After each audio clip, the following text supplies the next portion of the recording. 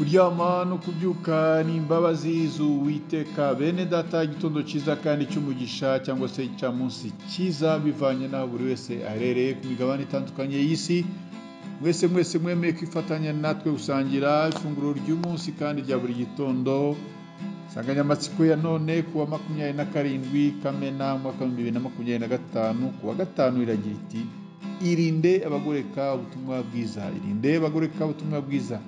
Mbere yuko dusoma ijambo ry'Imana, reka tubanze turimbane indirimbo ya 313 igira iti, mu ndirimbo zo gushimisha Imana, igira iti umukiza abe hamwe namwe. Niturangiza dusome ijambo ry'Imana.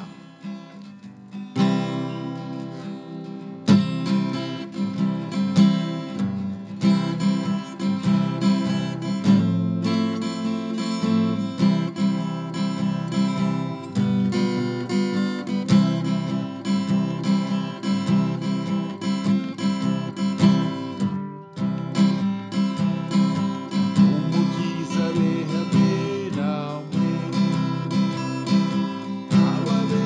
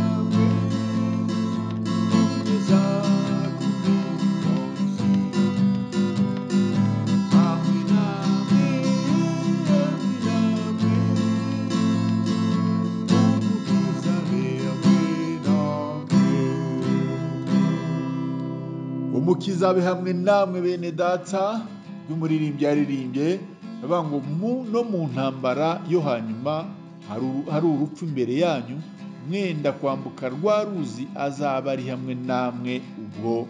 Amen.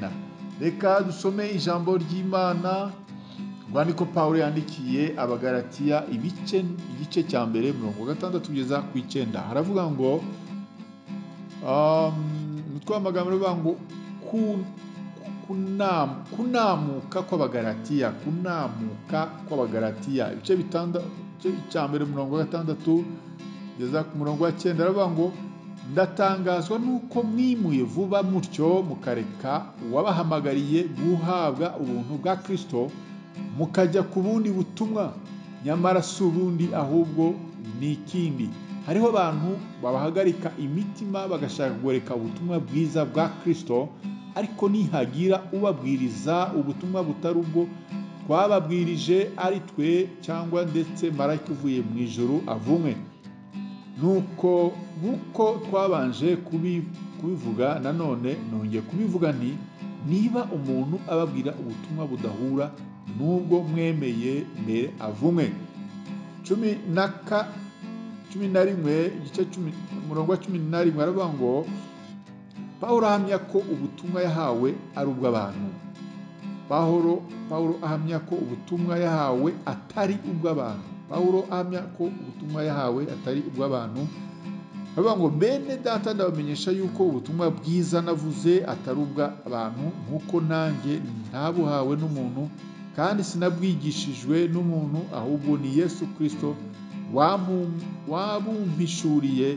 Mwumvise ingeso zanjye nari mfite kera bikurikiza idini y'Abayuda, yuko nari nkabije kurenganya itorero ry'Imana no kuririmbura, kandi narushije benshi bo mu bwoko bwacu tungana gukurikiza idini y'Abayuda, kuko nabarushaga kugira ishyaka ry'imigenzo twahawe n'abasokuruza. Ariko Imana yantoranyije nkiri mu nda ya mama, impamagara kubw'ubuntu bwayo, kandi ubwo yashimaga kumpishurira umwana wayo muvuge ubutumwa bwe bwiza mu banyamahanga, sinahereye ko yigisha inama abafite umubiri n'amaraso, cyangwa ngo nzamuke njye i Yerusalemu gusanga abambanjirije kuba intumwa, ahubwo nagiye muri Arabiya kandi mvuye subira i Damasiko. Mwakire neza ijambo ry'Imana. Pawulo yandikira Abagalatiya muri iki gice yahamyaga ko ubutumwa yahawe atari ubw'abantu, ahubwo yabuhawe na Yesu Kristo. Bene data ndabamenyesha yuko ubutumwa mu gice mu murongo wa 11 aho yahamije ko ubutumwa yahawe atari ubw'abantu, aravuga ngo bene data ndabamenyesha ko ubutumwa bwiza navuze atari ubw'abantu, kuko nanjye ntabuhawe n'umuntu kandi sinabwigishijwe n'umuntu, ahubwo ni Yesu Kristo wabumpishuriye. Muri iyi minsi hari abitwa ko bakijijwe, hari abakristo bamwe batangiye gusubira inyuma bagatangira kugenda bahakana inyigisho za Pawulo, aho bavuga ko Pawulo inyigisho zimwe bazemera izindi batazemera. Abo ni abagaragaza ko bamaze kunamuka mu mitima yabo, aho bavuga ko bemeranywa nawe kuri bimwe, ibindi hanyuma ngo bakaba batabyemeranywa nawe. Ibi ni ibimenyetso byo kunamuka mu bugingo mu mitima yabo. Pawulo ubwe ahamya ko ubutumwa yavugaga atari ubwe, ahubwo yabuhawe n'umwami Yesu Kristo. Ndetse hari aho yabwiye Abagalatiya ngo ninde wabaroze ngo ko mwatangije iby'umwuka mugaheruka iby'umubiri. Bene data, ibihe tugezemo birasaba kuba maso kugira ngo tutanamuka mu bugingo tugasubira inyuma. Ibihe turimo birarushya abagenzi. Tube maso, twe guhindura ibyanditswe byera, kuko bitazigera bihinduka na gato, kuko byose byahumetswe n'Imana, nk'uko nanone Pawulo yabyanditse mu rwandiko rwa kabiri rwa Timoteyo ibice 3:16, aho agira ati ibyanditswe byera byose byabonetswe n'Imana kandi bigira umumaro wo kwigisha umuntu no kumweza ibyaha bye no kumutunganya no kumuhanira gukiranuka. Ibyanditswe byera biracyafite rero agaciro kabyo, nta kizigera kibihumanya cyangwa se kibihindura, nk'uko mu gitabo cy'ibyahishuwe Yohana igice 22:18-19 hagira hati, uwumva wese amagambo y'ubuhanuzi bw'iki gitabo ndamuhamiriza nti, nihagira umuntu uzongera kuri yo, Imana izamwongeraho ibyago byanditswe muri iki gitabo, kandi nihagira umuntu ukura ku magambo y'igitabo cy'ubuhanuzi, Imana izamukura ku mugabane wa cya giti cy'ubugingo no kuwa rwa rurembo rwera byanditswe muri iki gitabo. Bene data, mube maso hatagira abatangira kugenda bahinyura cyangwa se ibyanditswe byera, nabo bakazakurwa mu gitabo cy'ubugingo nk'uko byanditswe muri Bibiliya. Ijambo ry'Imana rero ridufashe kandi tugire neza. Amen. Data, uturinde kunamuka mu bugingo, duhe imbaraga, uturinde gusubira inyuma. Mwami Yesu Kristo, ijambo ryawe riravuga ngo, mbe Abagalatiya ko mwatangije iby'umwuka, kuki mwerutse iby'umubiri? Turinde gusubira inyuma bigera ubwo dutangira guhakana iby'Imana. Urakoze Yesu, tweretse bene data muri bihe turimo, bashoboze kandi bakomeze kumva ko ijambo ry'Imana ridahinduka, ko abantu bahinduka ariko ryo rihora uko ryari kera n'uyu munsi niko riri, nako rizahora iteka ryose. Urakoze, urakarama, bana natwe mu byose, mu izina ryera rya Yesu Kristo bisenze. Amen. Mwari kumwe nanone nk'uko bisanzwe na mwene so muri Yesu Kristo, Bishop Apollinaire Musafiri Gakombe, umushumba mukuru w'itorero The Evangelical Covenant Church of Rwanda, ECCR. Mana y'amahoro ikomeze kubana namwe mwese bene data, bifurije kugira umunsi mwiza. Shalom shalom, ndabakunda.